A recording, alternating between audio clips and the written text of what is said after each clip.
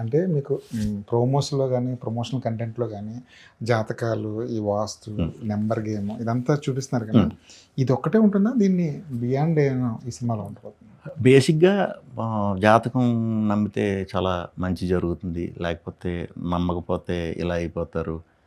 నమ్మటం వల్ల లాస్ అవుతారు. ఆ టాపిక్ లేదండి అసలు సినిమాలో.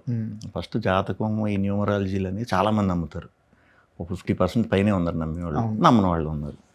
సో అది ఒక ఎమోషన్, అది సెన్సిటివ్ ఎమోషన్. ఎవరి బిలీఫ్స్ వాళ్ళవి. సో దాని మీద ఎంటర్టైన్మెంట్ కానీ, దానికి సంబంధించిన ఆన్సర్లు కానీ, అది చెప్పే వాళ్ళ మీద సెటైర్లు, జోకులు కానీ వద్దు. ఈ సినిమాలో అది వద్దు.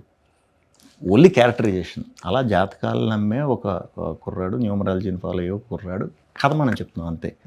దానివల్ల మలుపు తిరిగిపోయిందా, దానివల్ల ఇదైపోయిందా అనేది మనం ఏం జస్టిఫై చెయ్యం.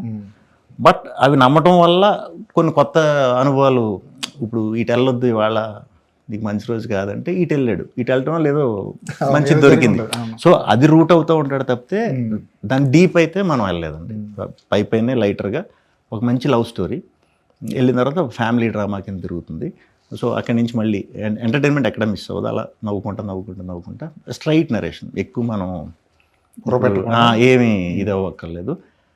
దీనికి ఇదేంటిది ఇలా ఉంది, ఇంకా ఆన్సర్ దీనికి దొరకట్లేదు ఏంటి అని కూడా ఫీల్ అవుతుంది. మొత్తం ఏమన్నా మీకు చిన్న ఇది కొంచెం ఇది అయిపోయింది ఫాస్ట్, లేకపోతే ఇది అయిపోయింది అనుకున్నా కూడా మనం క్లియర్గా వెళ్ళిపోయే ముందు మొత్తం డీటెయిల్గా దానికి ఎక్స్ప్లెనేషన్ ఇచ్చే పంపుతాం అనమాట. కానీ మీరు జాతకాలు, వాస్తు అంటే నాకు ఆ ఒక్కటి అడకు సినిమా గుర్తు. అందులో 360 డిగ్రీ యాంగిల్లో మొత్తం ఇంకా దాని మీదే వెళ్ళిపోతుందండి. అది పీక్. అది అంటే న్యూమరాలజీలు, జాతకాల మీద తీసిన సినిమాల్లో ఆ ఒకటి పీక్. తర్వాత మనకి వెంకీలో ఒకటి క్యారెక్టరైజేషన్ వరకే వాడతారు వాళ్ళు. స్లోగా దాని తాలూకు ప్రాబ్లమ్స్ ఇది అని మొత్తానికి ఒక ట్రాక్లోకి వెళ్ళిపోయి ఆ స్టోరీ ఎలా వెళ్ళిపోతుందో మనం కూడా అంతవరకే దీంట్లో ప్రొజెక్ట్ చేస్తామండి. ఇంకా టూ మచ్ కాదు, అంతే. మీరు ఏం నమ్ముతారు? టైం నమ్ముతారా? గుడ్ టైం, బ్యాడ్ టైం అనేది రెండు ఉంటుంది. 100% గుడ్ టైం, బ్యాడ్ టైం అందరికీ ఉంటుంది. ఇప్పుడు గుడ్ అనుకున్నామంటే నెక్స్ట్ బ్యాడ్ వస్తుంది, బ్యాడ్ అనుకున్నప్పుడు నెక్స్ట్ గుడ్ వస్తుందని వెయిట్ చేయాలి. డెఫినెట్గా అది అందరికీ అన్ని ఫేసుల్లో ఉండాలి కూడా, ఉంటుంది. మీ బ్యాడ్ టైం అంటే ఏ పీరియడ్ చెప్తారా? పీరియడ్ అలా కాదండి. బేసిక్గా మనం తీసుకోవటం బట్టే నాకంతా గుడ్ టైం. నేను ఎప్పుడు నాది గుడ్ టైం అనే బిలీవ్ చేస్తా. బట్ నాతో కొలాబరేట్ అయినప్పుడు ఒక్కొక్కసారి ఈ ప్రాజెక్ట్ కారణంగానో దీని కారణంగానో బ్యాడ్ అయ్యి ఉంటుంది. అది నేను పర్సనల్గా తీసుకోను, వాళ్ళని ఇంక్లూడ్ చేసే ఇది చేస్తాం కాబట్టి. విడిగా అయితే మాత్రం గుడ్ టైమే. అలా చూసుకుంటే నాదే కాదు, అందరిది గుడ్ టైమే. ఆ బ్యాడ్ టైం అని వచ్చింది అని ఎన్నో with in seconds are with in days దాంట్లో నుంచి మనం బయటకు వచ్చేయాలి. ఆ వైపు ఆలోచించకపోతేనే చాలా మంచిది. ఎందుకంటే మనం చాలామంది కంటే చాలా బెటర్గా ఉన్నాం, హెల్తీగా ఉన్నాం, శుభ్రంగా అన్ని కాళ్ళు చేతులు పని చేస్తున్నాం, పని కల్పిస్తున్నాం చాలామందికి. ఈయన ఉన్నప్పుడు గుడ్డే కదా, వెరీ గుడ్ మనం అసలు. సో దాని గురించి ఆలోచించకుండా మనకు ఉన్న దాంట్లోనే టపటప్ప వెళ్ళిపోవటం. బట్ మనం ఒక్కొక్కసారి కలిసే పీపుల్ బట్టి కొన్ని అప్ అండ్ డౌన్స్ ఉంటాయి. అవి కొంచెం జాగ్రత్తగా చూసుకోవాలి. ఈ టీజర్ చూస్తుంటే హీరోయిన్ క్యారెక్టర్ కూడా కొంచెం టిపికల్గానే అనిపిస్తుంది.